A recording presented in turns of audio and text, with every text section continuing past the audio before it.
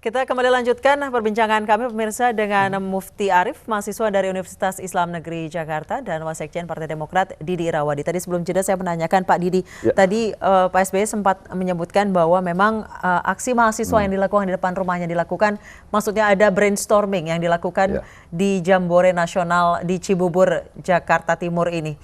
Dari mana diperoleh informasi tersebut? Biar penegak hukum bergerak ya, kan undang-undang mantan presiden dilindungi ya, presiden dan wakilnya.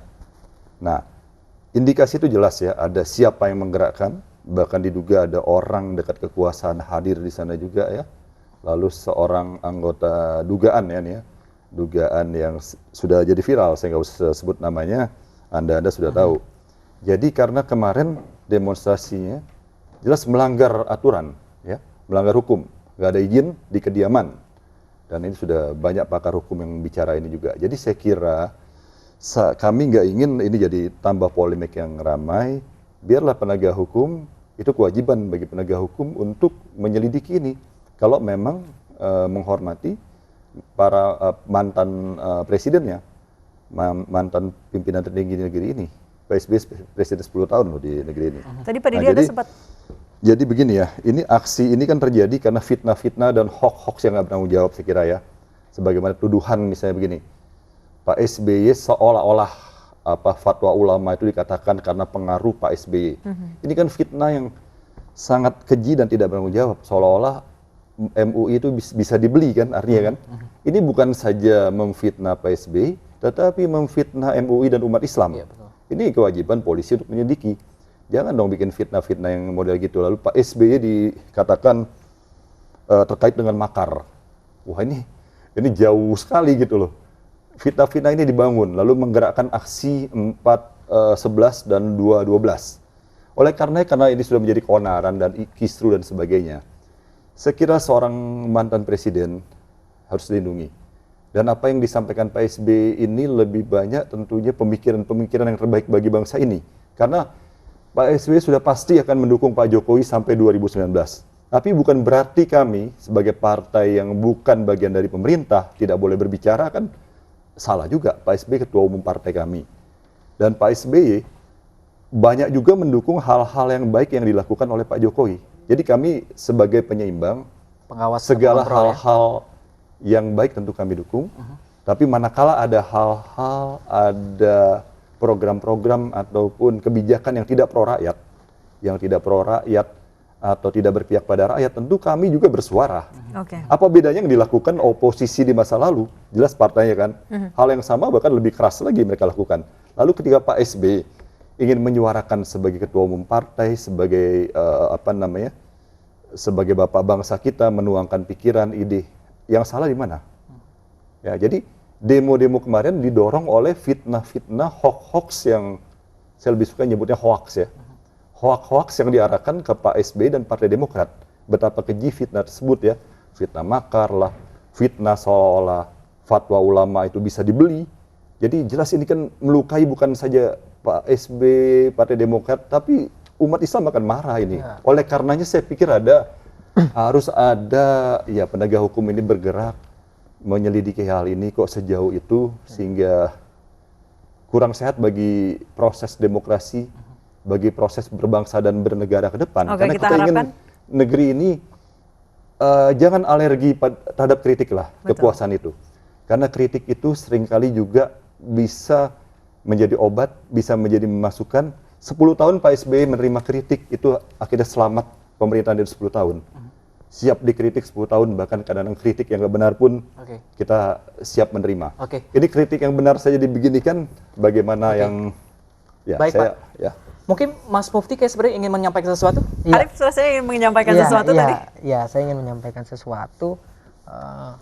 Begini ya Bang ya, lagi-lagi klarifikasi dari kami adalah kami kawan-kawan yang kemudian menarik diri, tidak ikut serta dalam aksi, bahwa tujuan kami ingin menjaga keutuhan NKRI, kebinekaan dari ancaman yang sangat serius. Hari ini kami melihat kawan-kawan mahasiswa bahwa ancaman serius bangsa ini adalah bahwa negeri-negeri imperialis itu sudah sangat bernafsu.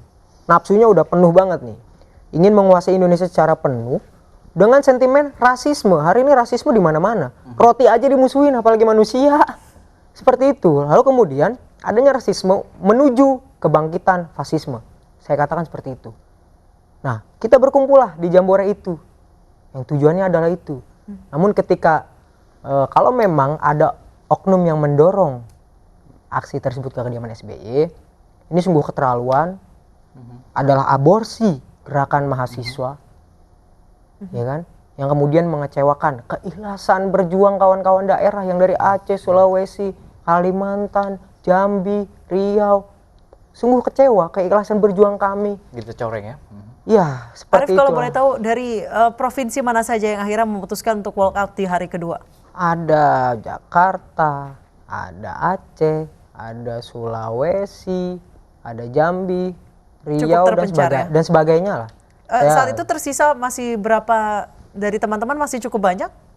Sekitar kalau dilihat di media yang aksi sekitar 300 orang ya, sekitar segitulah ya mungkin yang ada di sana. Kemudian jika dikatakan memang ada penyusup dalam Jambore Nasional itu, ada oknum-oknum yang akhirnya mengarahkan mahasiswa untuk berdemo di kediaman Pak SBY. Jika Arif lihat sendiri, apakah itu teman-teman Arif yang Arif ketemu di Jambore atau memang ada oknum mahasiswa lain yang entah berasal dari mana? Peserta dari Jambore. Iya.